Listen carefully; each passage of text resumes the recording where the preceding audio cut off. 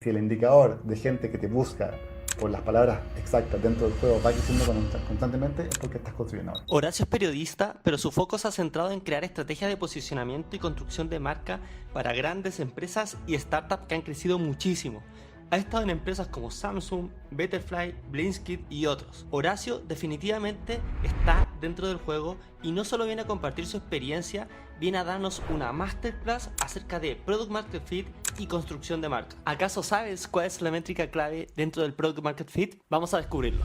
Yo creo que la pregunta que uno se tiene que hacer es como, ¿esto que estoy evaluando me aleja de seguir añadiéndole valor a mis usuarios? Si la respuesta es sí, uno tiene que aprender a decir que no. El foco tiene que ver con el roadmap de producto, ¿cierto? Con usuarios y finalmente con el problema. Después aprenderás acerca de los elementos del Product Market Fit. La más clave es como el nivel de retención por cohorte de usuario. Los NPS también. ¿Qué NPS es tan alto? Por ejemplo, es la típica pregunta: ¿qué tanto se lo recomendarías a un amigo? Del 1 al 5, del 1 al 10, que sé yo, del 1 al 7, depende de la tabla de evaluación. Mientras más alto, pasas a un segmento de promoters y esos son los usuarios que tú tienes que seguir. Creo que ponte tú cuando se establecen OKRs y haces la subdivisión de OKRs como por equipos, no funciona. También hablaremos acerca del caso Betterfly y las claves para que puedas hacer crecer tu startup de forma exitosa, siempre teniendo en cuenta el Product Market Fit. La cantidad de usuarios que se te van es mayor que la que ingresa. Yo creo que Ya, eso es como retención. ya estás cocinado, estás cocinado. Ahí tienes que... Así que no queda nada más que comenzar a disfrutar de esta masterclass de Horacio.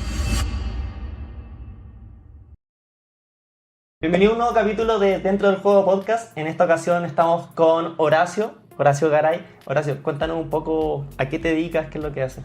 Oye, a ver, en primer lugar yo soy padre, soy músico también y llevo más de 20 años trabajando en todo lo que tiene que ver con marketing y publicidad. Di un paso obviamente por agencias de publicidad, después el mundo corporativo, después finalmente startups, en donde tuve la posibilidad también de aportar, contribuir en el crecimiento de grandes startups, también unicornios. Y hoy día soy consultor, soy CEO de Framehead, una consultora especializada en todo lo que tiene que ver con B2B. Desde ahí ofrezco servicio a 9 mercados, a diferentes clientes también en 9 mercados. Oye, músico. Sí. ¿Qué tocáis? Toco bajo, tengo una banda, ya estamos a punto de terminar la mezcla del segundo disco. Segundo disco, Sí, o sea, qué bueno. Sí, cosas que no todo el mundo sabe. Sí, no, o sea, está re bueno porque ya uno sabe más o menos tu parte profesional, pero como que también sea música, es como que no lo imaginaba, la verdad. No, nadie se lo imagina y eso es como la parte entretenida, porque obviamente uno conoce como un porcentaje de lo que somos finalmente, pero te trae varias cosas. Entonces también me gusta como hacer ese alcance. Y ya, entonces, dijiste 9 años. 20, más de 20 20 años. años, Sí, más de 20 años. Sí. Y en esos, ¿cuáles han sido como estos unicornios en los que ya he estado? Betterfly, ahí fui director de marketing a nivel global, tuve a cargo como 6 países más o menos, muy intenso, justo en la etapa de la ronda B, si no me equivoco. Y después he colaborado con otras startups en otros países también, como DoorDash, como Waymo también. No contratado, pero sí como consultor externo también durante los últimos años también. Desde diferentes matices. Por ejemplo, una cosa obviamente tiene que ver con estrategias de contenido, muchas otras cosas tienen que ver también con retención de clientes, que ahí te metes un poco más la dimensión como de growth. Pero lo más importante y lo que más me piden, y que creo que también es como lo más gravitacional, si lo quieres como plantear así, es como el posicionamiento. ¿Cuál es tu propuesta de valor? ¿Cuál es mi segmento de cliente? ¿Cómo yo entiendo el pricing también? ¿Cuál es mi distribución, mi estrategia de distribución también? Porque con eso, claro, después tú puedes entrar como a picar mucho más fino y con mayor éxito en todos los como temas de growth y ese tipo de cosas.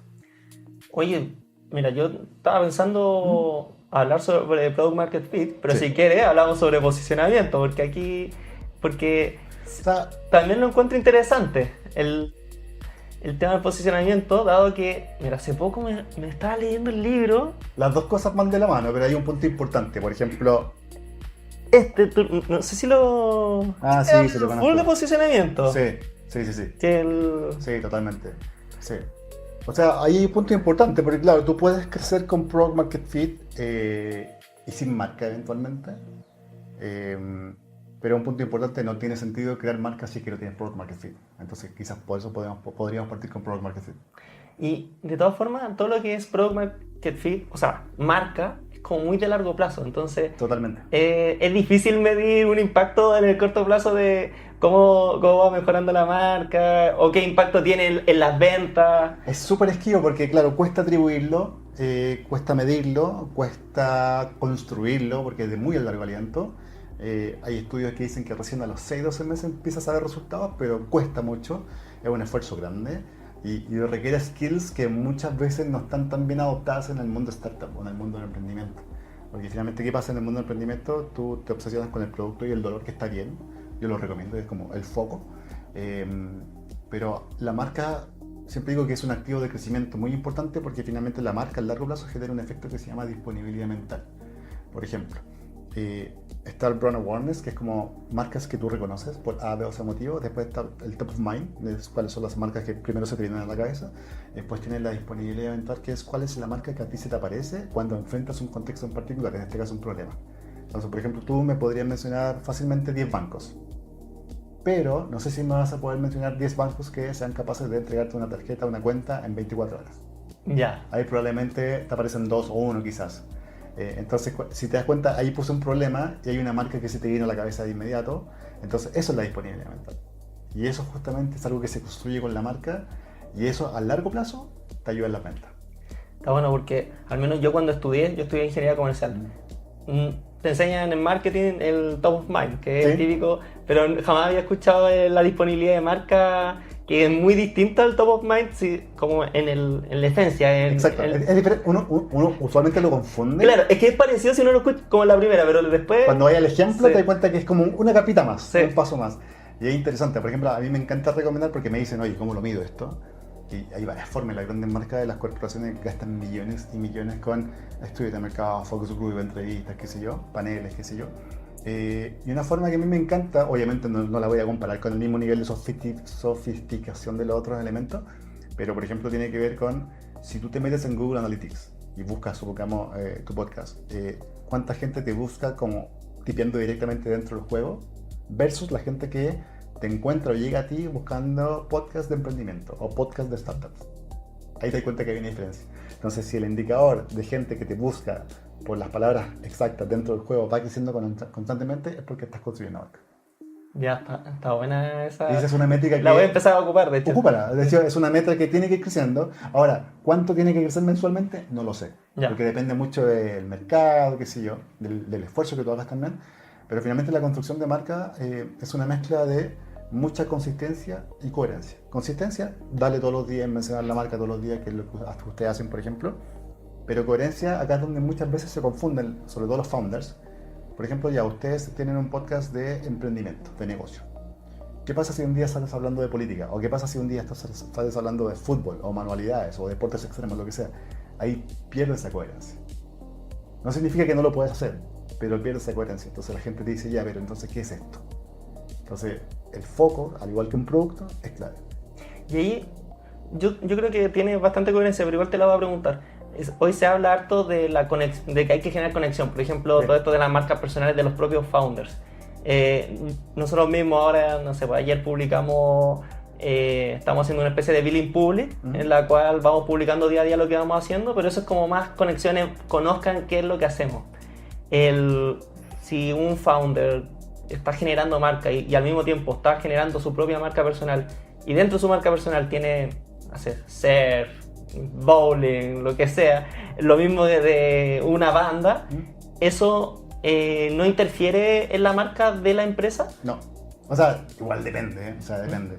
Lo que pasa es que en la dimensión de la construcción de marca personal hay otra capilaridad. Tú, finalmente, para construir una marca personal tienes que...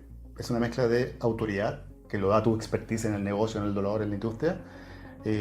Autoridad, visibilidad, que es volumen, frecuencia, y lo otro es confianza. Entonces, por ejemplo, cuando ves un founder, finalmente subiendo, pongamos un ejemplo en LinkedIn, subiendo fotos de su familia, jugando fútbol, haciendo deporte extremo, eso vive en la dimensión de la confianza. O sea, te das cuenta que es una persona con gustos, con intereses, que es humano, que se equivoca, que tiene aspiraciones o aficiones más allá del producto. porque hoy día no es muy de moda como estar 100% como hoy día se ve feo. Sí. Entonces eso corre por el carril más de la confianza, como lo veo yo, y eso creo que es bueno, creo que suma, Ya. creo que suma. Pero claro, si te das cuenta en esos contenidos no te hablan de producto, no te están vendiendo tanto. Es parte de la marca personal, oye, este soy yo, además de lo que hago en el día a día. Entonces eso va dentro de la dimensión como más de construcción de confianza, es como lo veo yo. Buenísimo. Oye, y estábamos hablando, hablamos de que esto va en conjunto con lo del Product Market Fit, Sí, que es una palabra que se ocupa mucho en el mundo startup y que tiene, igual genera una especie de controversia, diría yo, porque al final es como, ¿quién alcanza Product Market Fit? ¿Se alcanza en algún momento? De hecho, por ejemplo, una pregunta que me surge inmediatamente cuando me mencionaste a Betterfly es como, ¿alcanzó Product Market Fit? Y si lo alcanzó, quizás después se perdió o no, justamente por todo lo que ha salido en las noticias, más allá de que Sí. de lo que realmente suceda. El Product Market Fit finalmente es la capacidad que tú tienes de demostrar que tu producto resuelve un problema real. Y hay varias formas de demostrarlo, y ahí colgándome un poco lo que mencionaste, no es un hito, que también es una de las primeras confusiones o mitos. Es como, ya, logré el Product Market Fit, ahora me voy en quinta al éxito. No, tú tienes que ir constantemente midiéndolo porque va evolucionando. Así como evoluciona tu producto en función de necesidades o cómo se va moldeando el mercado, los comportamientos y los intereses del usuario también van cambiando. Entonces, por lo tanto, los indicadores que te podrían decir que hoy día tienes Product Market Fit, el día de mañana van a ser diferentes. Y a mí me gusta siempre simplificarlo porque creo que genera mucha discusión el concepto, que finalmente es cuál es la capacidad que tú tienes de retener a un cliente. A mayor capacidad de retención de clientes significa que tu producto deja de ser una opción y empieza a ser una necesidad. Y hay varias formas de medirlo, después si quieres podemos dibujar acá. Pero yo creo que es importantísimo eso, porque finalmente, ¿qué es lo que pasa? Cuando tú lanzas un producto, hay varios caminos. O estás abriendo una categoría nueva, que es lo que hizo Betterfly en su momento en Chile, o eventualmente estás compitiendo con otras formas de solucionar el problema. Por ejemplo, hoy día me pasa mucho, veo el año pasado, surgieron, al menos de lo que yo vi, unas 4 o 5 aplicaciones como para manejar finanzas personales. Súper buenas, Sí. es un dolor, está perfecto. Pero ¿qué es lo que pasa? ¿Tú con qué compites ahí? No solamente estás compitiendo con las 4 o 5 soluciones que aparecieron, todas en base al byte coding, sino que estás compitiendo con qué? Con el Excel, que todos hemos usado en algún momento, o muchos, y adicionalmente con la propia gente que yo eventualmente, si tengo conocimientos, podría construir con mi GPT o Cloud o lo que sea. Entonces pasa mucho eso de que empiezas a competir también con eso. Entonces finalmente, por eso es importante ir midiéndolo constantemente, porque van surgiendo nuevas soluciones, van surgiendo nuevos players también. Entonces finalmente la solución o el producto tiene que ser lo suficientemente bueno o atractivo en función de diferentes factores para que yo diga, ok, voy a dejar de usar esto porque me voy a pasar esto. Y de ahí viene incluso la fricción que tiene que ver con querer pagar. Y también está la deseabilidad de pago. ¿Cuánto tú estás dispuesto a pagar por solucionar este problema? Y hay varias formas también de medir eso. O sea, tú dices, ya, me gusta el producto, pero lo encuentro muy caro para mí. O es tan barato que me parece sospechoso. Entonces Sí. pasa eso también. Entonces está como este triángulo de dónde pongo el precio. También, que también es un punto que muchas veces los dueños de productos se olvidan también de cómo medirlo también. Por ejemplo, a mí me ha pasado con la misma esta app de finanzas personales, que las descargo, porque el Excel como que tiene su tema. Yo me hice una especie de automatización en el que le mando a mi Telegram lo que gasté, y eso me lo mete en un Excel con N8N, y después me dice, al mismo Telegram me devuelve un mensaje como, estáis gastado en tales categorías, y Perfecto. me lo hice como, y fue súper simple, po. Entonces, estas mismas apps, es como que he visto como que no me resuelven mucho más que eso, po. Claro, claro. Entonces, yo decía, o sea, si una quizás existe y yo no he buscado lo suficiente, pero si una me conectara a todos mis bancos, no sé, porque yo creo que las personas ocupan, en mi caso ocupo 3 bancos más o menos como principalmente, si me los conectara a todos y eso me lo va ordenando sin que yo haga nada, simplemente que me da lo mismo colocar la clave incluso de mi banco ahí y que se me conecte, pero que me lo dé todo ordenado, pues ahí pago Claro, y pagaría feliz. claro. Pero si no me hacen eso y tengo que igual ingresarlo yo, o que se me conecta al correo, que hacen eso, y que desde el correo van como captando las cartolas, y como que ya me causa como una fricción mental. Exacto, Entonces, exacto. Y de hecho también está el otro punto que tiene que ver que a la banca en rigor no le cuesta nada resolver ese problema. O sea, que ellos se pongan de acuerdo con su backlog y lanzar un producto con el músculo que tienen no les cuesta nada. Y así lo han hecho. Obviamente no con el mismo tiempo, pero también es un punto importante. Es como, ¿qué sacas lanzando una solución hoy día que en 6 meses más o te la mata la IA o te la mata el Movidic, que es el player más grande también? Entonces, creo que es importante como entender un poco bien el dolor, la predicción del dolor, y después es importantísimo, si tú quieres crecer, ir midiendo el Product Market Fit. Y estoy de acuerdo con la métrica de los 3 meses. Sí. Algunos lo hacen, claro, cada semestre o cada Q, depende mucho de la categoría, la dinámica de la categoría, el hábito de uso también. O sea, es diferente, por ejemplo, comparar una aplicación de uso diario como, no sé, Cabify, Uber, el banco, WhatsApp eventualmente, con otra de uso mensual o esporádico como un Airbnb, por ejemplo. O sea, Claro. yo creo que depende mucho un poco de eso, pero yo recomiendo mucho medirlo también. Mucho medirlo. Oye, y mira, te quería Sí. como mostrar esta, no sé si la vaya a hacer bien, pero mira, yo he visto, tenemos como no sé, tiempo, y como que las startups parten aquí en cero, obviamente, y como que, como te digo, no me acuerdo, pero como que se dice que pasan, o a partir de acá, como una especie como de valle de la muerte que se le llama, y después ya como que va y aquí no sé, encontrar el Product Market Fit. ¿Esto es así? ¿Cómo la dibujarías tú esta gráfica? Porque yo me acuerdo haberla visto, me acuerdo que está parte de acá, Valle de la Muerte, y después del Valle de la Muerte ya va como hacia el Product Market Fit. Y esto después como que sería como reiterativo. Sí, de hecho yo creo que el Product Market Fit viene un poquito antes, tiene que venir como en esta zona, justamente. Porque finalmente si te das cuenta acá es donde empiezas a crecer. O podríamos decirlo acá el PMF viene por acá, por ejemplo. Porque si te das cuenta acá empieza a crecer. Acá es porque ya descubriste que hay Product Market Fit, entonces ya sabes cuáles son las palancas que a ti te permiten como mantener un crecimiento sostenido. Y aquí ya la persona parte con un dolor. O sea, el founder dice, quiero resolver esto, resolver, y se lanza. Claro. ¿Qué pasa aquí? ¿Qué pasa aquí antes de llegar al Product Market Fit? Lo que pasa es que, por ejemplo, en la zona de la muerte depende mucho, por ejemplo, si es bootstrapeado o no. Si tenés espalda un runway financiero que te aguanta 5 años, puedes darte el lujo de pasar incluso por varios valles de la muerte. Pero acá, a ver, lo importante es entender el problema claro. O sea, supongamos que acá estás en esta zona como de entendimiento del problema, ¿ok? Yo creo que lo más importante es, y esta línea también, el Valle de la Muerte puede ser mucho más plano también, porque por ejemplo hay casos históricos, no sé, el caso más emblemático es Dropbox, que lograron el Product Market Fit creo que en 24 o 72 horas, pero después tenéis casos como emblemáticos como Notion, que creo que sí, tardaron 3 años, y Figma, fueron 5. Sí, el otro, Miro, también como 10 años se debe 10 años más o menos, como claro, 9, 10 años, y Canva 1 año. Entonces, claro, son casos, también está el caso de ChatGPT que es brutal también.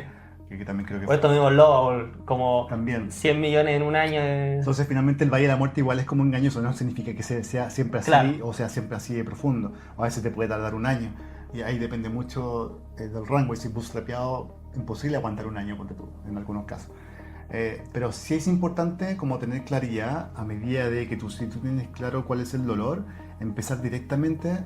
Una vez que empiezas a testear con usuarios, es ver la capacidad de retención. Hay varias formas de medirlo, obviamente hay algunas más sofisticadas que otras, pero es, por ejemplo, si tú obtienes en un demo inicial 100 usuarios, ¿cuántos de esos 100 usuarios siguen? Por ejemplo, si borramos acá, ¿cómo dibujaríais esos 100, eso que me estáis diciendo? Ya supongamos que, mira, esto es tiempo y esto es como cantidad de usuarios. Pongamos usuarios, ¿ya? Y pongamos un ejemplo de como estas aplicaciones de finanzas personales. Si yo lanzo hoy día, ya sea con estímulos de marketing o no, y obtengo, no sé, ponte tú 100 usuarios, ¿ok?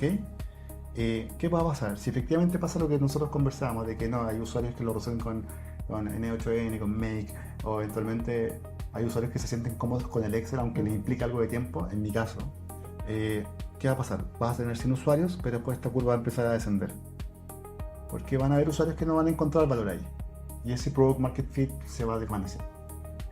Ahora, supongamos que hay usuarios que son nulos con el Excel, son nulos con N8N o Make o lo que sea, o con ChatGPT, y encuentran que es justo, 100 usuarios, es justo como pagar, no sé, 2.000 pesos, 5.000 pesos, lo que sea, por el tipo de servicio. Estos usuarios idealmente deberían mantener. Algunos van a bajar y otros... Y ahí tú dices, estos usuarios los estoy reteniendo por X fracción de tiempo. Supongamos que estos son 3 meses. Entonces ahora yo tengo que crecer. Y acá lo que yo tengo que hacer entonces es empezar a buscar a este tipo de usuarios y buscar audiencias similares. Y hay varias formas de hacerlo. El ejercicio más típico de este tipo de producto es con referidos. Como lo hace Fintual, ponte tú. Es como comparte tu código y obtén X cantidad de monto por no sé qué. Entonces ahí... Creo que Match hace algo muy parecido también. Es como una práctica como muy de la industria. Entonces, claro, finalmente, ¿qué es lo que pasa? Tú lo que deberías aspirar es como tener un crecimiento compuesto, y que sea un múltiplo. Por ejemplo, no sé, por cada usuario yo debería recibir 2,5 o 3 usuarios en X cantidad de tiempo. Entonces tú haces una proyección y esta curva debería empezar a aumentar. Obviamente el hockey stick es como el sueño del pibe, lo ideal, pero la realidad es otra, es como a veces sube y baja. ¿Ya? Pero si te das cuenta finalmente qué es lo que pasó, tú finalmente empezaste a detectar de cuál es el usuario que se mantiene retenido. Y ese es el que tienes que abordar. Por eso es importante entender y hablar bien con los usuarios y establecer mecanismos que te permitan tener feedback. Y feedback cuantitativo como el NPS, pero también cualitativo. Entonces yo siempre recomiendo hablar con los clientes o los usuarios. Algo que me encanta mucho, que creo que es un best practice, que es Fintual. Fintual es muy buen caso en todo sentido, en términos como de construcción de marca. Y también lo que hacen con los usuarios, si te das cuenta, ellos tienen como la buena práctica. Acá puedo estar como mintiendo con el número, pero es como, creo que al menos una persona del equipo una vez al mes tiene un turno de atención al cliente por atender el chat. ¿Ya? No sé si una vez a la semana, una vez al mes, puedo estar equivocado, pero todos. Entonces finalmente, ¿qué es lo que logra eso? Uno es que están recibiendo feedback en tiempo real de los usuarios. Me imagino que lo documentan y ahí van viendo como en indicadores cuáles son las fricciones más recurrentes o las más importantes o las más críticas. Pero finalmente, ¿qué logra eso? Es construcción de cultura, de que finalmente todos los colaboradores del equipo se empoderan del problema.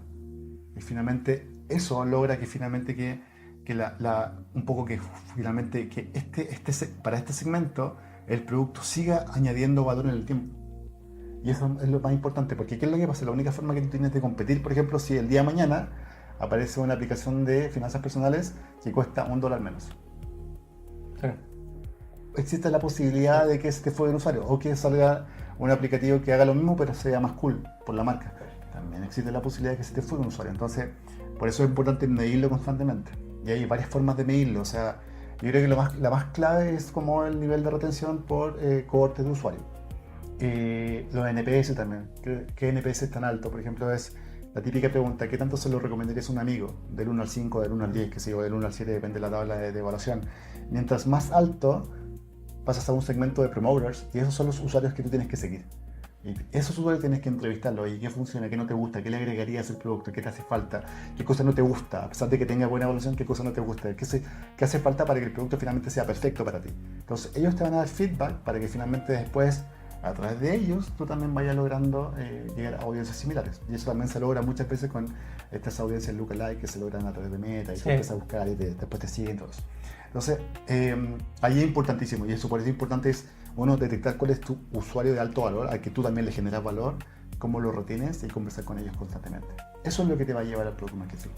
Y hay varios experimentos. Ponte tú, también está el NPS, las tasas de retención. Está también, hay una pregunta que siempre hace es un caso también que la popularizaron los chicos de Superhuman con Sean Ellis, que era una pregunta que ellos preguntaban. No recuerdo si era así literal, pero era como: ¿qué tan defraudado te sentirías si este producto no existe el día de mañana? Sí, era así, y era como sobre 60%. Entre un 40 o 60%, si tienes un número arriba de eso, estás bien. Sí. Porque de verdad hay gente que encuentra mucho valor en eso y que ya le cambiaste el día a día. Entonces yo creo que eso es importantísimo. Hay varias formas también, pero yo creo que estas son como las más higiénicas. Si tú me preguntas, haciendo una pirámide, ¿cuál sería como lo más relevante a la hora de buscar el Product Market Fit? Lo principal es la retención. Después viene la parte que tiene que ver con feedback del usuario a través de todo tipo, como reuniones, chat, llamadas, NPS, lo que sea, o otros indicadores como el CSAT también, que te mide como la experiencia del usuario, todo eso. Y después en yo dejaría lo que tiene que ver también con,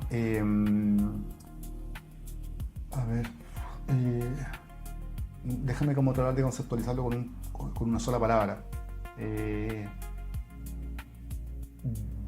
Yo acá pondría, por ejemplo, es como, digamos que es segmento único de usuario, pero ese segmento de usuario es como encontrarlo, es como el segmento de usuario de que de verdad sería un problema que esto no esté disponible el día de mañana.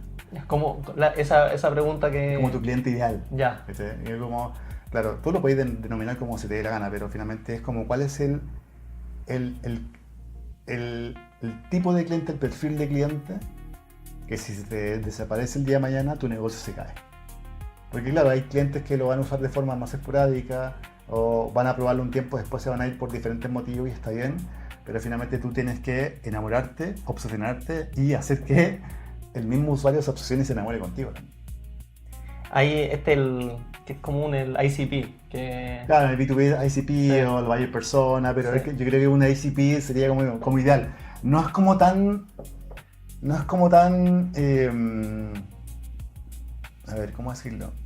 No es como tan propio verlo como en la literatura del Product Market Fit, pero finalmente, claro, tiene que ver mucho de la mano con la retención y la fidelización. Ese es tu cliente ideal, finalmente, el que se da el tiempo de responder a una encuesta. Es tu cliente ideal, quien va a estar usándolo todos los días o todas las semanas. Es tu cliente ideal, finalmente, quien va a ir depositando más dinero también para la funcionalidad del producto. Y de ahí hay otras variables como el lifetime value, etc. Entonces, y ahí una pregunta que me surge porque sí. Normalmente la retención uno lo ve con estos gráficos de cohorte, el churn y ¿sí? Aquí feedback, que es conversar con los usuarios desde distintos puntos, o sea, tratar de captar la mayor cantidad de feedback posible. Y documentarlo, importantísimo.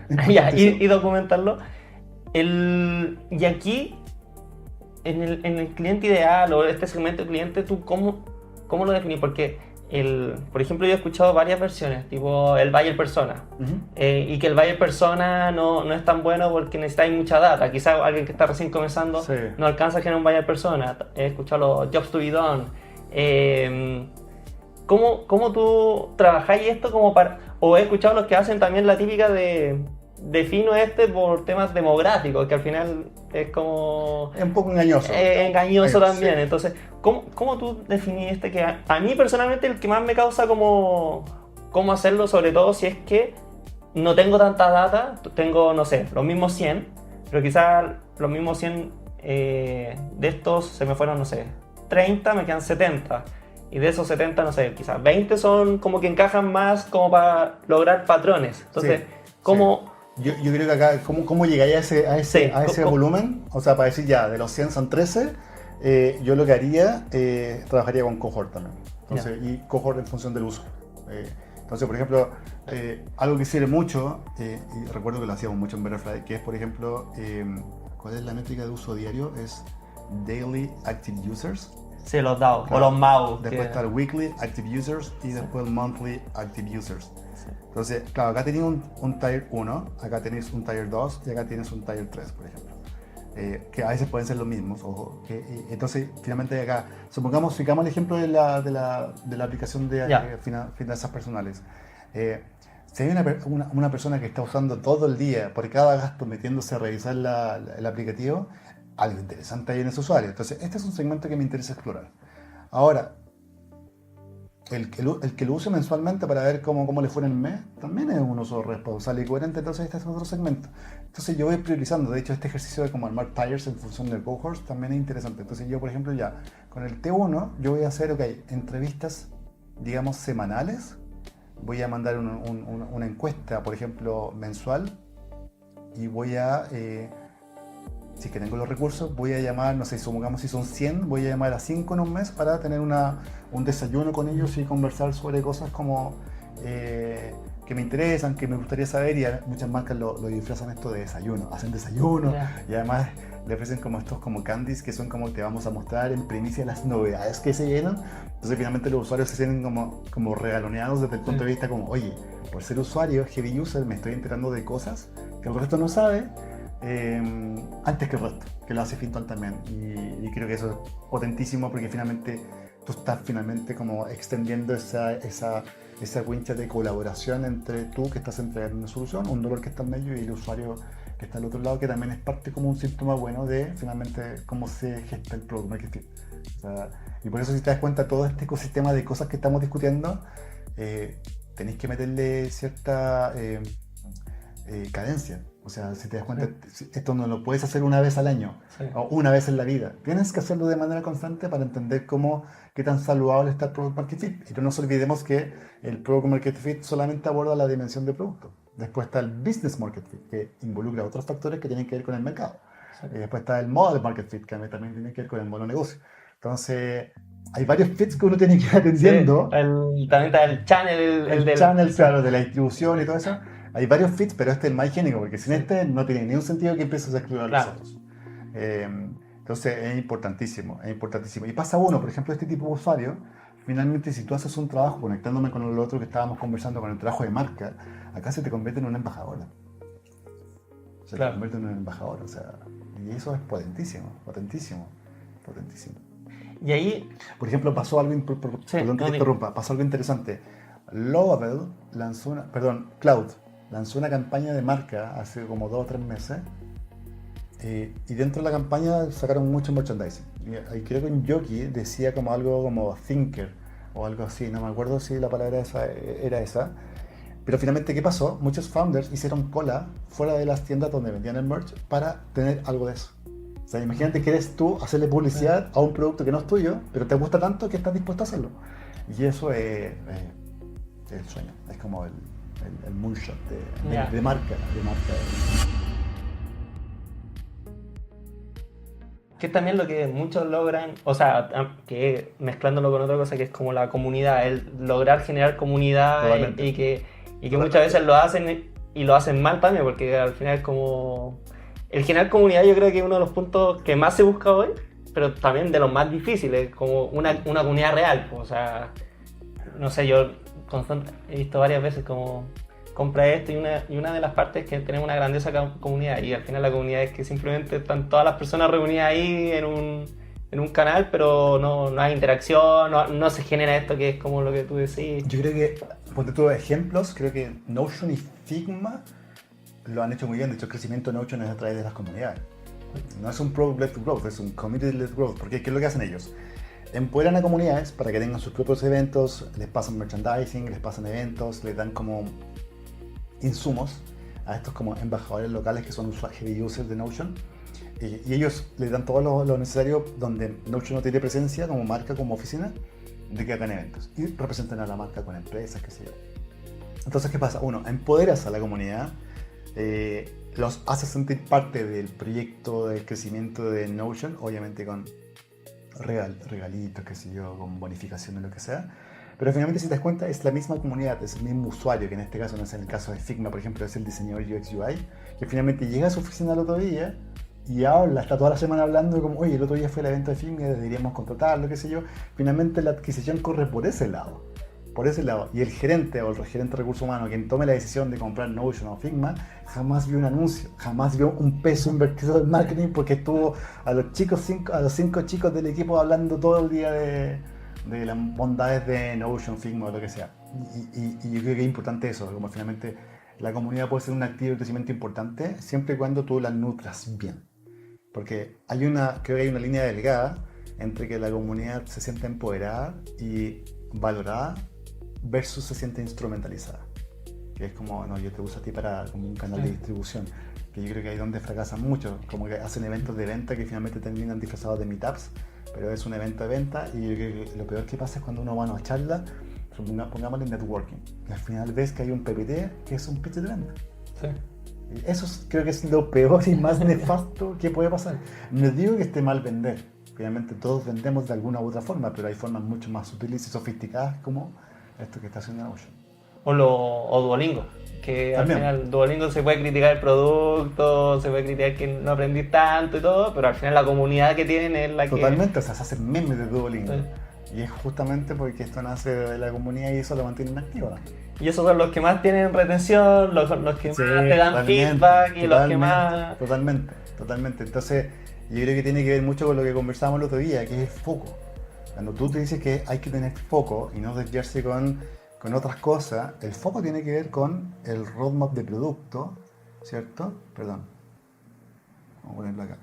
El foco tiene que ver con el roadmap de producto, ¿cierto? Con usuarios y finalmente con el problema. O sea, obviamente uno lo puede hacer en distinto orden, pero finalmente ese es el foco. Porque ¿qué es lo que pasa? Y yo lo vi un montón de veces, aparece como alguna tendencia de moda, por ejemplo, que pasó mucho con la IA, y llega el founder, oye, hay que meterle IA a esto, y está rompiendo el roadmap de producto, que el roadmap fue diseñado como por un owner, justamente para resolver lo que estaban pidiendo los usuarios y de fondo resolver un problema. Pero ¿qué pasa cuando tú metes, por ejemplo, una nueva funcionalidad que tiene que ver con inteligencia artificial? Independiente que resuelva o no el problema, estás rompiendo justamente lo que te están diciendo los usuarios. Entonces, por eso el foco es importantísimo. No digo que no podamos como iterar y meter cosas en el camino. Se puede siempre y cuando el equipo y el backlog te lo aguante. Pero yo creo que es importantísimo enfocarse justamente en el usuario y en el problema. Porque si no, ahí te pasa que puedes llegar al Product Market Fit y después, de todas formas, perderlo. Rompiste tu mano. Lo rompes. Y no solamente el Product Market Fit, sino que incluso tu posicionamiento. Tú te metes, por ejemplo, a un montón de páginas de software o de SaaS, ponte tú, dice como el primer, lo que sea, hecho con inteligencia artificial. Y no te dice nada. No te dice nada. Y eso es un problema de posicionamiento, pero a la vez también al usuario, que es este heavy user, supongamos el heavy user de ¿cómo se llama? De la aplicación de finanzas personales, le da lo mismo si finalmente está hecho con inteligencia artificial. Pueden haber 15 gallos de la India tipeando en Excel y le está solucionando el problema igual. Entonces finalmente no puede ser ese tu valor. Tu valor tiene que residir justamente en qué te hace diferente al resto. Y lo que te hace diferente al resto es cómo tú solucionas un problema que te toca a ti nomás. Y yo creo que muchos founders se marean en eso, o se olvidan de eso. Lo tienen claro, pero finalmente ¿qué pasa? Con las decisiones confunden al resto del equipo. Y ahí lo que, por ejemplo, si tú ya validaste tu problema, que existe el problema, Sí. lo empezaste a resolver, le gusta a los usuarios cómo lo resuelve, ¿por qué en 3 meses te puede cambiar eso? Si estáis resolviendo el mismo problema, el usuario sigue teniendo el problema, pero tú ya en 3 meses igual tenéis que revisar que lo sigáis resolviendo bien. ¿Qué pasa ahí? Mira, te voy a dar un ejemplo que me pasó a mí. Yo, para trabajar uso Google Workspace, ¿ya? Me gusta que se lleva más que lo de Microsoft. Y necesitaba como un asistente que me dejara como la grabación de la reunión. Ya. Y contraté en esa época uno que se llamaba Too Long Didn't Read, TLDR. Maravilloso. Está como $20 mensuales, qué sé yo. ¿Qué pasó? Google, con Gemini, lo lanzó for free en mi producto que ya tenía contratado. Entonces no tenía por qué pagar 2 servicios al mismo tiempo. Cancelé uno y me dejé con la solución nativa de Google que funciona perfecto y hace lo mismo. Y menos dolor de cabeza porque está todo dentro de la misma suite. Entonces, ¿qué pasa? Si te das cuenta, en un periodo de tiempo que puede ser una semana, 3 meses, un competidor lanzó algo que anula tu propuesta de valor, tu servicio. Yo ya no uso ese otro servicio que contraté y que me encantaba, de hecho. Pero finalmente, ¿qué hizo? Google, con toda la espalda y el músculo que tiene, dio un pasito más y te mató a 50 empresas similares. Y así está pasando hoy día. Hoy día, finalmente, el avance tecnológico es difícil de prever y también de manejar como consultora.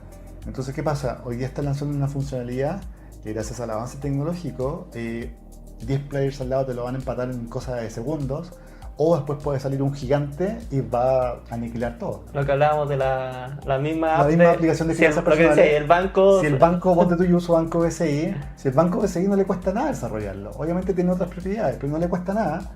Y si lo soluciona, probablemente yo, en mi caso particular, prefiero tener todo centralizado en una sola aplicación. Y hay otros factores también de confianza, qué sé yo. Entonces, por eso es importante medirlo constantemente para entender estas señales. Tú dices, por ejemplo, oye, ¿por qué se me está yendo gente que estaba dentro de este segmento como de heavy user? ¿Por qué se me está yendo? Quizás porque un player gigante lo solucionó y está dentro del costo, qué sé yo, entonces ya tengo que ir a entender y voy a entrevistar, oye, ¿por qué te fuiste? Me gustaría saber, qué sé yo. Y ahí te van a decir, te van a dar pistas, por eso es importante medirlo con cierta frecuencia. Es importantísimo. Sobre todo ahora con la IA, que al final lo que dicen, pues cada actualización de OpenAI mata como 500 startups. Totalmente. Y entonces por eso es importante como medirlo constantemente, como entender bien el problema, porque finalmente yo creo que hay un punto importante hoy día que el valor vive mucho más allá de la tecnología, mucho más allá de la tecnología. Entonces hay cosas importantes, quizás hay un producto que puede ser mejor, pero la experiencia que tienes en el otro lado es superior y eso no lo puedes empatar con tecnología. Tu atención al cliente, experiencia, el onboarding, que claro, es tema de producto, pero no te lo resuelve la IA per se. Entonces eso es importantísimo. A mí me encanta el ejemplo, lo llevo un poco más al mundo análogo. En Chile, por ejemplo, para mí el caso más emblemático de construcción de marca a largo plazo es Copec. Copec ha sido consistente primero en servicio, ¿ya? A ti te puede gustar otra estación de servicio, no hay ningún problema, está perfecto. Pero si te das cuenta, Copec en ningún momento habla del tecnicismo de su benzina o de su gasolina. No te dice que este tiene más plomo, menos plomo, aditivo, qué sé yo, da lo mismo. Pero lo que sí hacen ellos es profundizar la experiencia con tecnología. Quizás tenga que estudiar más Copec porque la semana pasada estuve con Diego Rodríguez y él también me dijo, estábamos terminando el podcast y me dijo, ¿cuál crees que es la empresa que más ha sido consistente con el tema de innovación en Chile? Y me dijo, Copec. O sea, la aplicación, la billetera, yo la encuentro un poco confusa, pero es top notch. Igual que los tótems digitales para comprar, sin pasar por la fila de la caja, top notch. Ahí saludo al equipo que hace eso, que los conozco muy bien. Pero no, tremendo caso en Chile, tremendo. A nivel startup yo me atrevo a decir que Fintual anda por ahí, no al mismo nivel de Copec, pero creo que está haciendo lo correcto. Pero Copec es un caso brutal. O sea, tú, por ejemplo, puedes ver que, por ejemplo, donde yo vivo, hay una Copec y una Shell al lado, la Shell es igual de buena, es marca a nivel global, y la Copec está llena. Por diferentes factores. De hecho, pero no por la gasolina. Yo siempre también paso siempre a Copec. Sí. Y además que me gusta, es como azulita, como que me siento mejor pasando. Ya, son marcas, eso es 100% marca. Sí. ¿Se dan cuenta de eso? Es coherencia y consistencia. Uno no sabe explicarlo. Sí. Imagínate medirlo. Sí. son muchos como elementos. Entonces por eso es importante como el foco, que finalmente a veces la solución y tu permanencia en el negocio no está en lo técnico, sino que a veces incluso en lo emocional. Y ahí tiene que ver la experiencia. Por ejemplo, Apple también es un muy buen caso. No es necesariamente el mejor teléfono del mercado. Hay mejores teléfonos, qué sé yo, chinos, coreanos, qué sé yo. Pero finalmente lo que ellos crearon a nivel de marca y experiencia estuvo en otro nivel y sigue en otro nivel. Y por eso hoy día sigue liderando ciertas categorías y segmentos. También es un muy buen caso, ¿no? A veces no necesitas el mejor producto para liderar una categoría, y también es importante por eso cuando hablamos de esto es como entender todo el journey finalmente del usuario. Que yo le digo como el go-to-market, que finalmente tiene que ver como desde cómo yo me presento a ti, cómo te adquiero como cliente y finalmente cómo te mantengo. Tiene que ver con la experiencia. Oye, y como tú trabajaste siempre le había querido preguntar a alguien que conociera más de Betterfly, como qué fue lo que pasó en términos de product market fit, porque Betterfly ha crecido tremendamente, sí. Levantaron un montón de rondas y ha sido de los casos más emblemáticos de crecimiento, o sea, a nivel de Notco, quizás a nivel de crecimiento de estos últimos. Y después, por ejemplo, no sé, tuvo un pivote como igual fuerte parece, sí. en lo que están haciendo. Y debe haber sido justamente ahora resolviendo otro problema, porque en algún punto se dieron cuenta que el product market fit de lo que estaban resolviendo ya no era hacia donde querían ir. Entonces, te quería preguntar acerca de eso, como ahí fue que el dolor ya no existía, nunca fue el dolor que deberían haber como resolvido desde un principio. ¿Cómo lo ves tú ese caso? Yo creo que son varios factores, ¿eh? Yo creo que, y ahí ponte tú, Betterfly ha mutado, yo creo que en varias formas, pero en tres grandes hitos. Uno pasó como desde cuando era como B2C, después el B2B, y después ahora actualmente más que el B2B en función de la solución de seguros embedida, está pasando más a un tema más bienestar integral, sí. ¿Ya? que creo yo personalmente que es el camino correcto. Ahora, ¿qué pasa? ¿Cuál es la dualidad que enfrenta Betterfly? Por un lado es esta dicotomía entre, ok, me resulta mucho más eficiente vendérselo a las empresas que vendérselo a usuario uno por uno. Pero finalmente, ¿qué pasa? Las empresas muchas veces, en función del segmento, no le ven bien el valor porque sus usuarios tampoco le ven el valor. ¿Y ahí qué pasa? Podría ser una suerte de product market fit, pero ¿qué pasa, por ejemplo, en empresas grandes que te generan muy buena facturación? Supongamos una empresa gigante como, no sé, un Copec, Bastille, algo así, con presencia nacional. Claro, de 50.000 colaboradores, eventualmente va a haber un porcentaje que lo va a encontrar demasiado disruptivo y va a preferir resolver ese problema de otra forma. O a la vez también gente, no sé, en startups, en donde sí hay muy fit cultural, van a encontrar en Betterfly justamente un producto innovador y resuelve un problema que antes no lo estaban resolviendo de otra forma. Versus la gran corporación que sí estaba resolviendo ese problema a través de una caja de compensación, por ejemplo. Entonces ahí hay un tema de lo que conversamos inicialmente. Estás compitiendo inicialmente con formas tradicionales que funcionan, no generan fricción y que resuelven un dolor. Entonces, ¿qué pasa ahí? Uno tiene que ver con el segmento de clientes. A veces hay uno donde puede lograr mayor fit, otros que no tanto.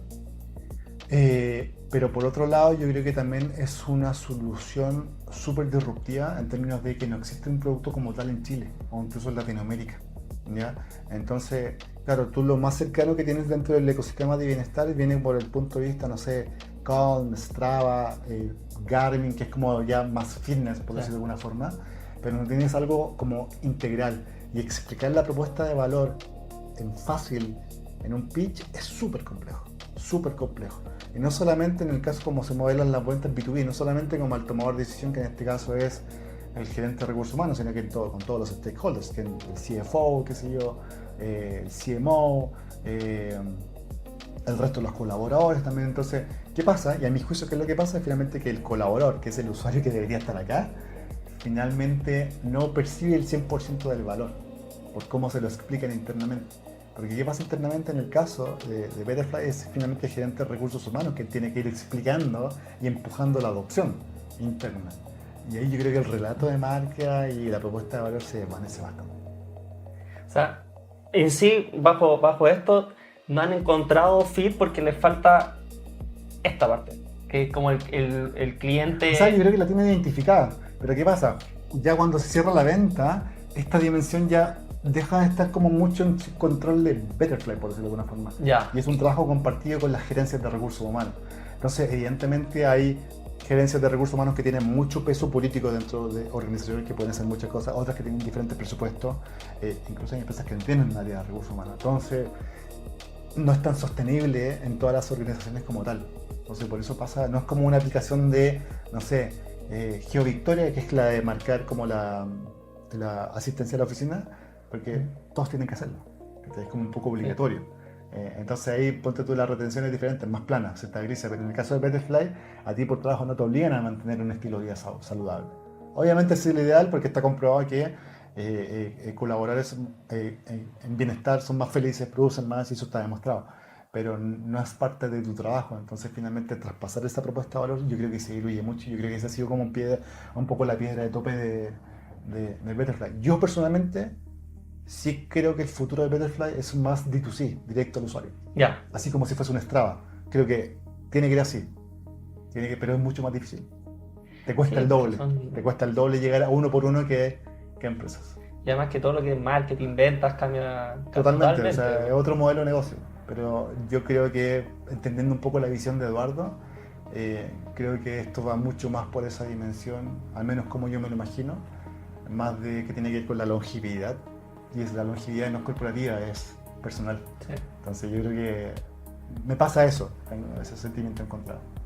Sí, me parece bueno ese caso, más allá de todo, porque uno puede creer, cuando no está en una empresa así de grande, como ya llegaron a un punto en el cual lograron ser unicornio. Sí.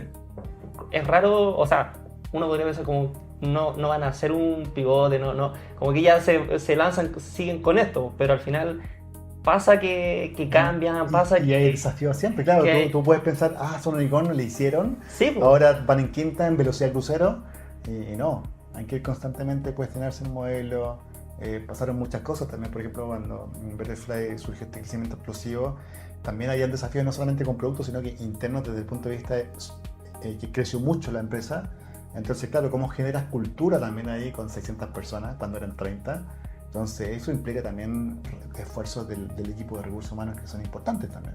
Y ahí hubo mucha gente muy, muy talentosa que justamente estuvo ahí tratando de descifrar un poco cómo sostener un crecimiento explosivo. Porque el crecimiento no te llega nunca en un momento perfecto. El crecimiento te aparece y es importante que tú tengas el equipo adecuado para sostener ese crecimiento y después crecer aún más. Entonces, por eso también se ve mucha rotación también en startups, porque finalmente, claro, el equipo perfecto para tu serie A quizás no es el mismo para la serie B y serie C. Son distintos niveles de madurez. Entonces, por eso también se ven como estos layoffs que obviamente no los comparto, porque son como trágicos, pero eventualmente, claro, son como distintas etapas de negocio que tienen distintas necesidades y distintas realidades.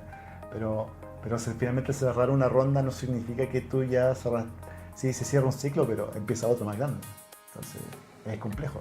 Que claro, me gusta eso porque uno desde fuera dice, no, levantaron tantos millones de dólares y muchas veces eso lo comentábamos antes, como que estos videos que sacan como levantamos tanto, 100 millones de dólares. Y es como, lo hicieron. Y no, pues no, sí, de hecho vienen muchos desafíos después de eso mismo. Totalmente. Y no solamente de productos, o sea, tienes que pensar, gente que tenés que pensar cambiar de oficina, abrir operaciones en otros países, que es súper complejo también. Hay un tema que se llama soft landing también, que tiene que ver cómo tú llegas correctamente al mercado. Y tú también, claro, tú dices, pasa mucho esto, ¿no? Por ejemplo, hace el estudio, analiza cuántas startups por defecto abrieron en México y cuántas cerraron. Y lo hacen como por defecto, ya hay que abrir en México porque justamente el TAM es mayor. Pero ¿qué pasa?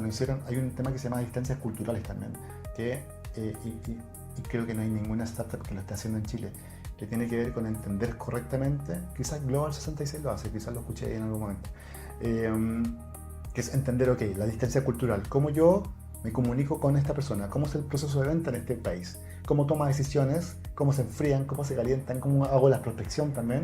Son temas que son diferentes a los de Chile. Uno dice ya, la venta, el pitch de venta me funciona en Chile, pero que te funcione en Chile no significa que te va a funcionar en México o en Colombia, menos en Brasil, que Brasil es como la India, es otro mercado, es otra realidad completa. O sea, de hecho, hace poco estaba con los chicos de Bambi y Nicolás, que es el CEO de Bambi, se fue a vivir a México.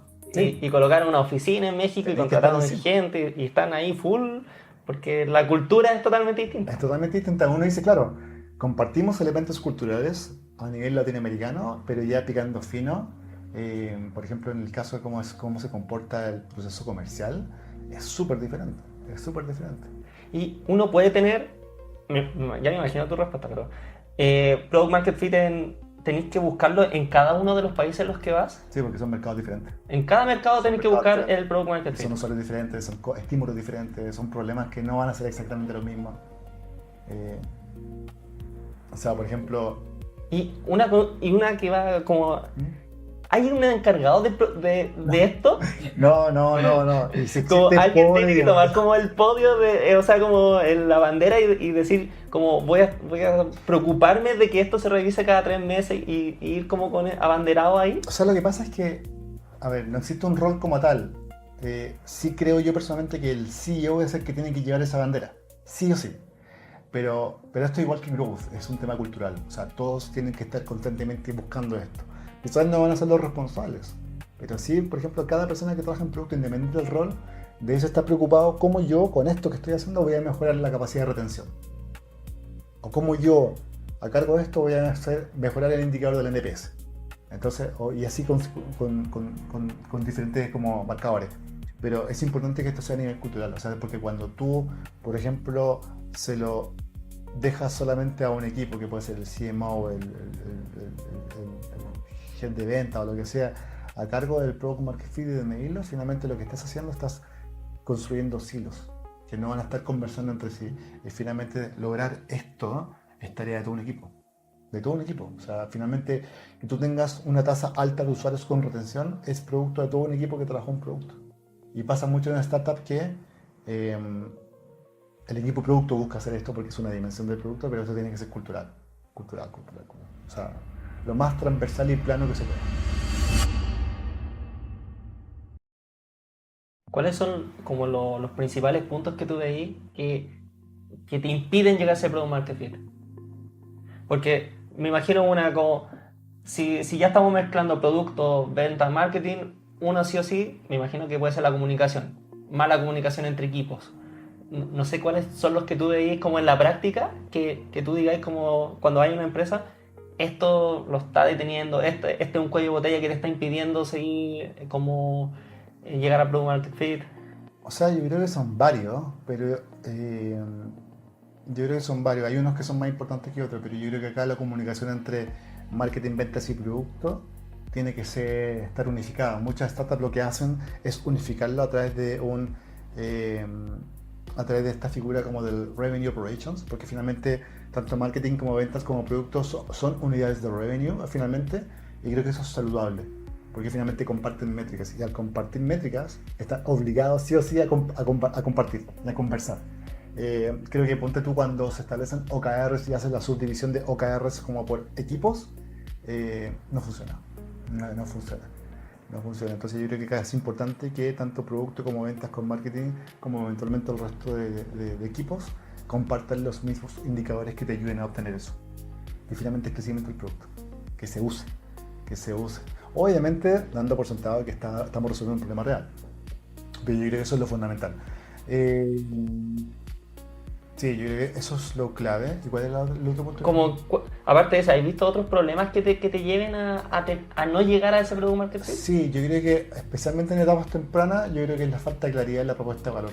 Porque, por ejemplo, cuando tú entras al sitio web de un producto, de una startup, un SaaS, un servicio, te tiene que quedar claro en el above default, que son los 3 primeros segundos del head, cómo te resuelve el problema que tú tienes.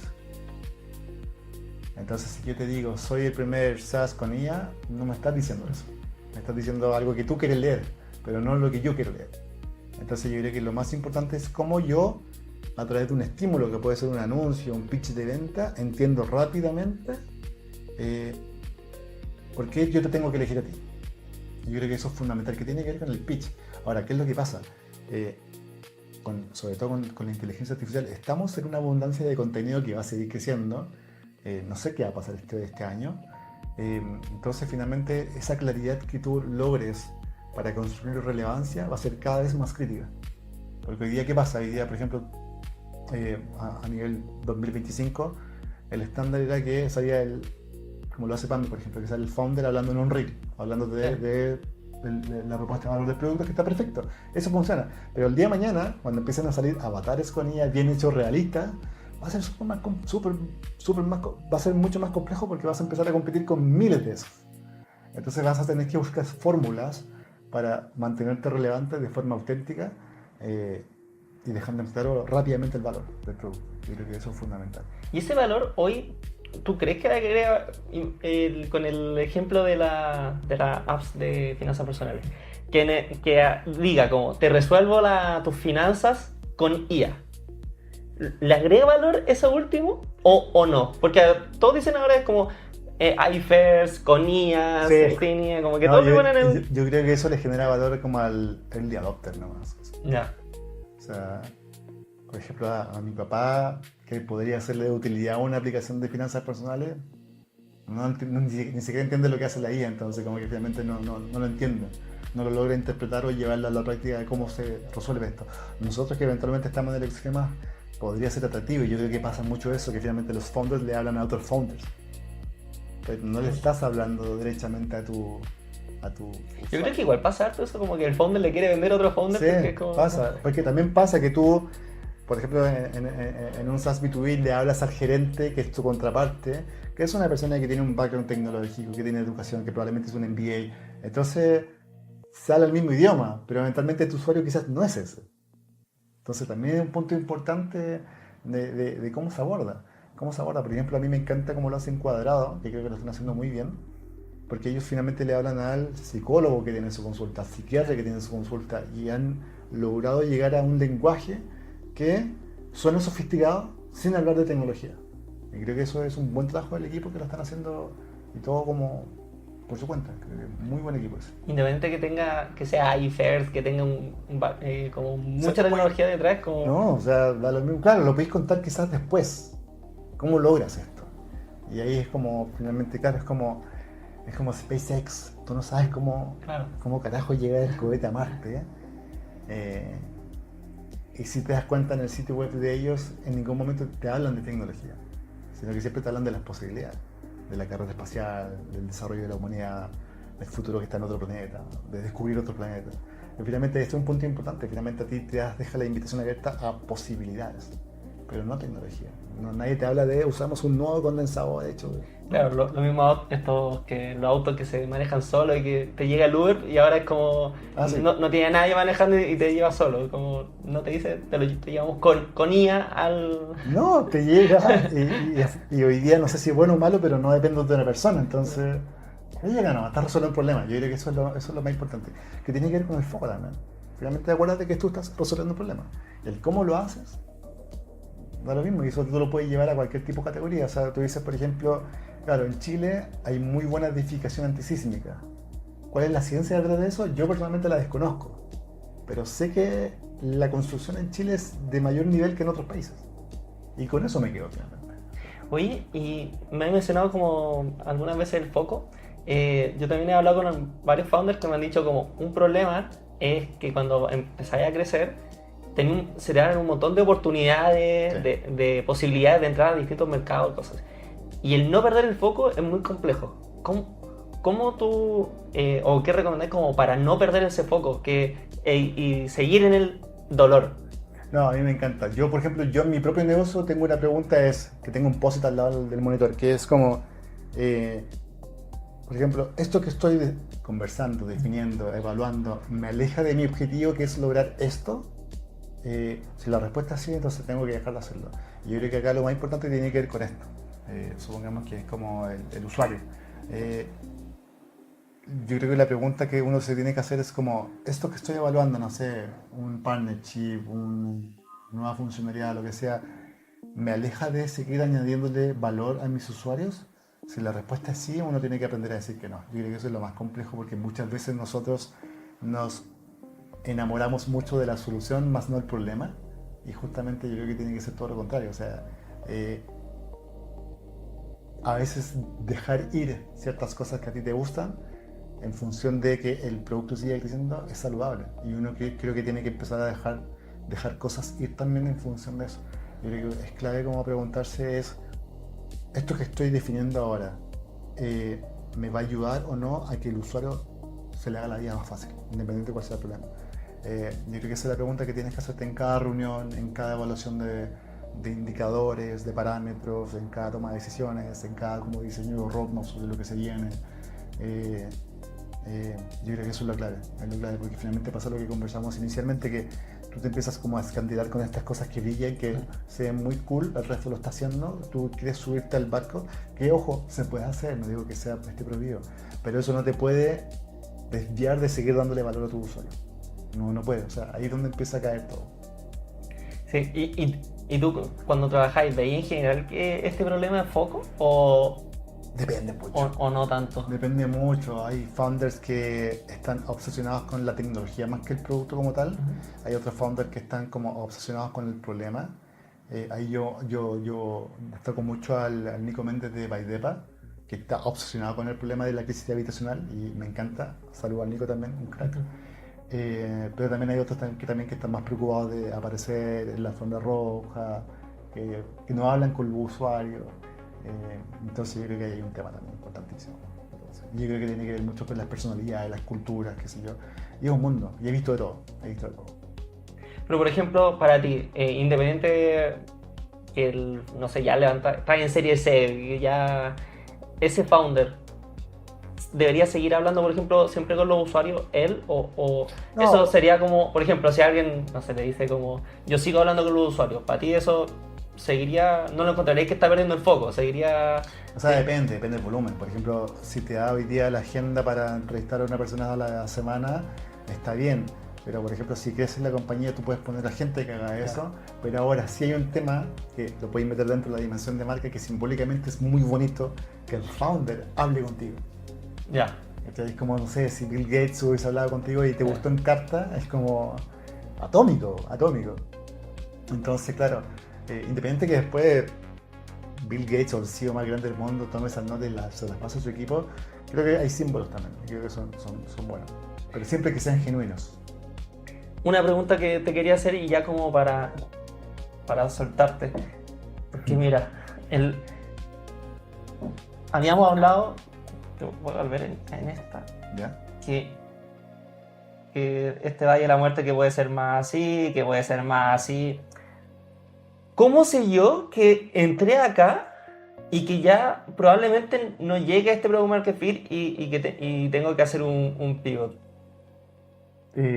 ¿Cómo? Porque siento que es una pregunta que como que me hacía ahora mientras estábamos hablando, en el sentido de, ya, hablamos de que se llegó al Product Market Fit, pero muchas veces cuando te obsesionáis sobre todo con el producto y no con el problema, podéis llegar acá, que tu producto está a la raja, pero no te soluciona nada. ¿Cómo te dais cuenta que ya estáis acá y que en verdad no hay forma y que tenéis que pivotar porque tenéis que volver acá y partir como de...? No, yo creo que la clave es finalmente la retención, es cuando finalmente la cantidad de usuarios que se te van es mayor que la que ingresa. Yo creo que Ya, eso es como retención. ya estás cocinado. Ahí tienes que generar cambios. Sí o sí. Pero que la retención sea, que lo que se te va sea mayor, porque ahí he conversado que, no sé, un churn de 7% es alto. Sí, alto. Sí. Sí. Pero que lo han logrado como revertir y que... No, claro, o sea, por ejemplo, el indicador clave es el churn y, por ejemplo, que no supere idealmente el 3% por debajo. Ya. Ese es como creo que dentro del 3-4% es como saludable y esperable en un negocio. Obviamente va cambiando el indicador en función de diferentes verticales, negocios, categorías, pero si estáis con un 7%, 10% es porque tenéis un problema grande. ¿Se puede revertir? Sí, pero también tenéis que entender cuánto tiempo tú puedes dar la pelea para tratar de revertir la situación, o si no, no. O sea, hay negocios que son frágiles que si tienen retención negativa por 3 meses, quiebran. Mientras hay negocios que pueden dar la pelea 6 meses. O sea, pero la industria, usualmente la literatura te dice que entre un 3% de churn ya es porque hacia arriba es saludable y después hay que preocuparse. O sea, si tenía un 15 seguramente ya aquí hay... No, acá hay que juntarse, chicos, que es como un incendio, pero lo más probable es que si llegaste a 15 te diste cuenta antes también. Ya. O sea, no, el 15% es raro que aparezca un día a otro, a no ser que algo falle particularmente con el producto, pero... Y un 5 estamos dentro, y es grave, Yo me atrevería a decir que sí, que pero todavía... se puede resolver. Lo importante es que tan rápido encuentras el problema. Ya. Porque claro, tú dices, por ejemplo, lo que conversamos inicialmente, no es que Google lanzó algo que me anuló, no hay que competir con eso, y probablemente eso es lo que está generando tu churn. Entonces tú tienes que ir a hablar con ese segmento de usuarios que te abandonó, tratar de sacar el por qué te abandonaron y ahí tratar de sacar una pista. Al final es volver a esto, o sea, te empieza a fallar la retención, seguramente tenés que ir a pedir feedback, ver esto. Claro, y siempre hablar con tu segmento de usuarios. Y hablar con tu segmento. Tier 1, o sea, tú lo puedes tipificar como quieras, le puedes poner cualquier nombre, pero es como el loop en mi cabeza Ya. que funcione y que no te marea. Pero claro, hoy día cuando tú empiezas a buscar charlas de Product Market Fit, hay mucha palabra, concepto bonito, concepto fancy, metodología, como que hay startups que la llevan, que como que tratan de inventar sus propios métodos, pero no necesariamente significa que ese método te va a funcionar a ti. Porque también hay un punto importante, tú puedes medir Product Market Fit incluso en servicios, a pesar de no ser un producto. También hay formas de medirlo, pero no es con la misma como nomenclatura. Entonces también es un punto importante entender ese tipo de situaciones que van cambiando, pero si tú me dices como el foco está ahí. Es como que tus usuarios se mantengan, si falla algo, si anda bien, ir a buscar feedback de manera constante y trabajar siempre por segmento, porque incluso de los usuarios malos como los del churn, tú también puedes aprender cosas para mejorar. Claro, ¿por qué se te está yendo? Claro, porque se te está yendo, porque si algo hiciste mal, hiciste un cambio. De hecho, creo que el caso más brutal creo que fue el de Falabella cuando cambiaron el branding. Si te das cuenta, es un tema que generó un problema. Y dieron vuelta un poco la situación, la manejaron creo que bien para el tamaño de ese negocio, pero es un ejemplo súper claro. Fueron a hablar, se dieron cuenta que a la gente no le gustó, ok, tomamos una mala decisión, está bien, se vuelve al verde. Pero está bien cambiar naranjo, ¿no? Sí, naranjo, bien. Sí, me acuerdo que no fue muy buena. Y fue como complejo porque era solamente el .com, no Falabella, pero obviamente la gente no hace esa edición con una marca tan legacy, entonces fue complejo. Oye, mira, yo encontré la raja de lo que hablábamos, porque al final Igual. son temas que todos los que están en el mundo startup lo viven, de alguna Sí. u otra forma, ya sea estáis comenzando, lleva serie A, serie B, serie C, donde Todo. sea, se sigue viendo esto. Eh, tú, tú me contabas que actualmente estáis trabajando más con B2B SaaS. Sí, sí, sí. Ese es como mi foco donde como creo yo que añado mucho más valor. Y ahí mismo, y cuéntame un poco qué es lo que hacía ahí específicamente con B2B SaaS. O sea, básicamente, a ver, mi servicio se tiene como, a ver, mi propuesta de valor se centra en tres tipos de servicios. Uno es como entender el por qué estás vendiendo menos o por qué los usuarios se te van, que se puede como tener una extensión ahí. Churn. Claro. Pero a la vez también te ayudo a vender mejor. Y a vender mejor desde el posicionamiento, desde tu sistema de ventas, desde el go-to-market en general. Muchas veces los founders de SaaS piensan que el go-to-market es solamente la prospección, pero esa es una parte. El go-to-market también implica la retención de clientes desde el punto de vista de cómo estás estableciendo tu metodología de Customer Success, de onboarding, de Customer Experience, desde el punto de vista de hablo con mis clientes constantemente, me preocupo de que el servicio de postventa de atención al cliente funcione perfecto, porque también es parte del negocio de eso. Hay startups que tienen productos espectaculares, pero tienes un problema y nadie te responde.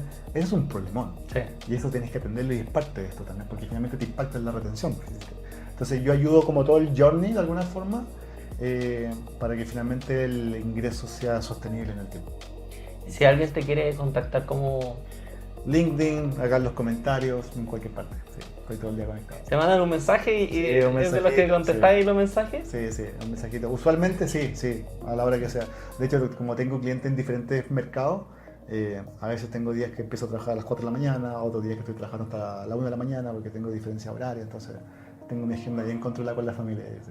Sí, ahí es complejo. Uno se acostumbra, Sí. pero sí, a veces se te rompe un poco la dinámica social, pero se puede. Y te permite dormir, no sé, 7 horas o... Sí, sí, sí. Igual lográis... Sí, sí, me armarte. gusta dormir y no hay ningún problema. De hecho, me duermo temprano, así que no, Ah, ya, no genial. está mal.